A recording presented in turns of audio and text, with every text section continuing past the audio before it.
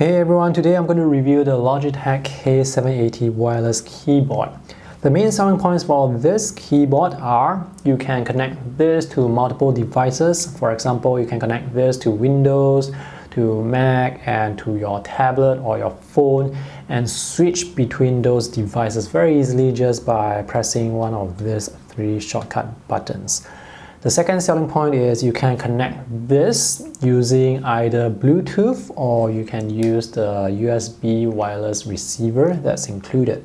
The third selling point is there's this area here just above the function keys where you can use to place your tablet and your phone. So this keyboard, it's fantastic for people who are using multiple devices and computers. And I've been using this for a few weeks and I just love it. This keyboard is very well designed. The build quality is solid and the finishing excellent. Now this keyboard is heavier than usual compared to other keyboards. The heavier than usual weight is so that when you place a large tablet on the keyboard, this is not going to topple over, and you can also have your phone by the side, and this is still very bottom heavy. If you want to put your tablet that has a case here, make sure this thickness is exactly 1 centimeters or less. If it's more, it's not going to fit here. This is a very nice angle for me to work with. There are a few pieces of rubber on the bottom of the keyboard for grip, and they are very grippy. There's no way the keyboard will move on the table. So behind this flap here, this is where the replaceable batteries are held. Now, it's a bit difficult for me to actually just slide this down, so I have to use my fingernails to push this down.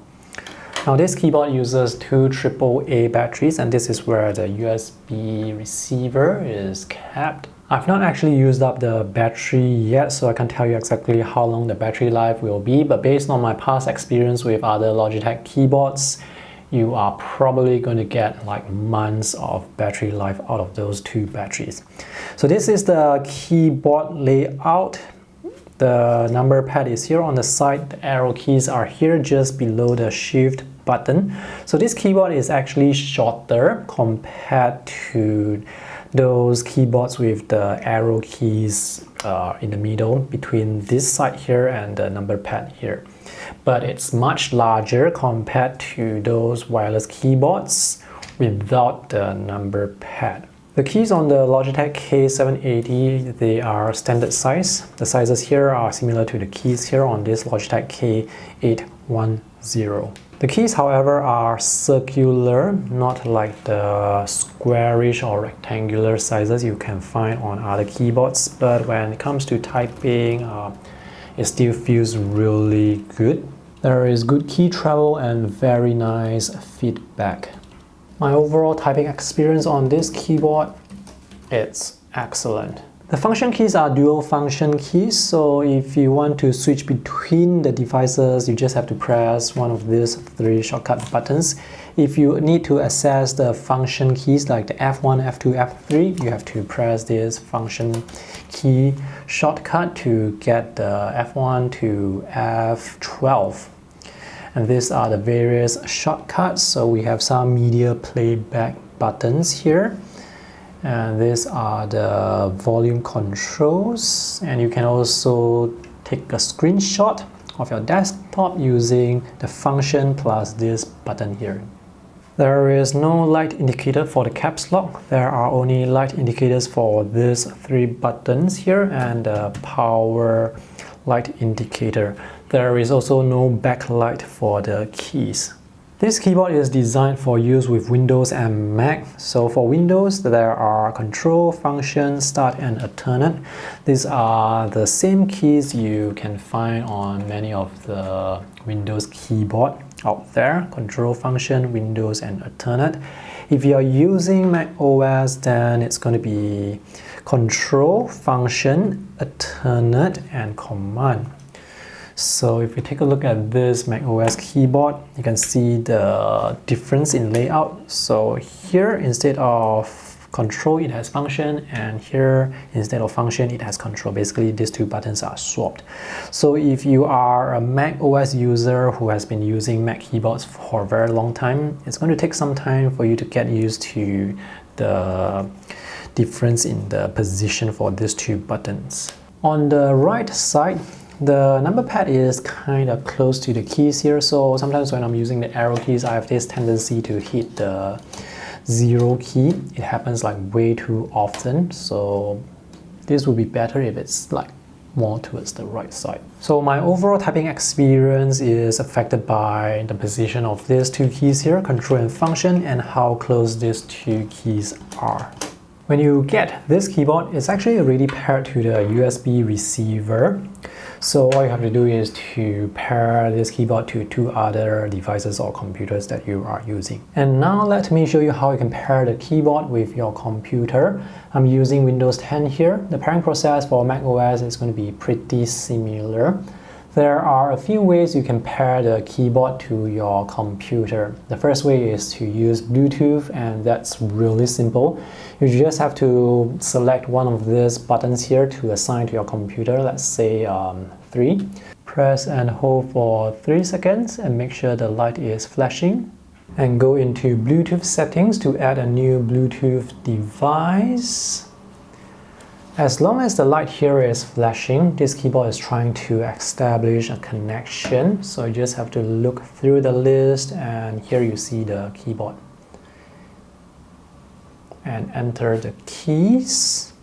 Enter the numbers here that you see on the screen. Press enter, and it's connected. The second way to connect the keyboard to your computer is to use the USB wireless receiver and the Logitech unifying software. So you will need to download and install this software or driver first.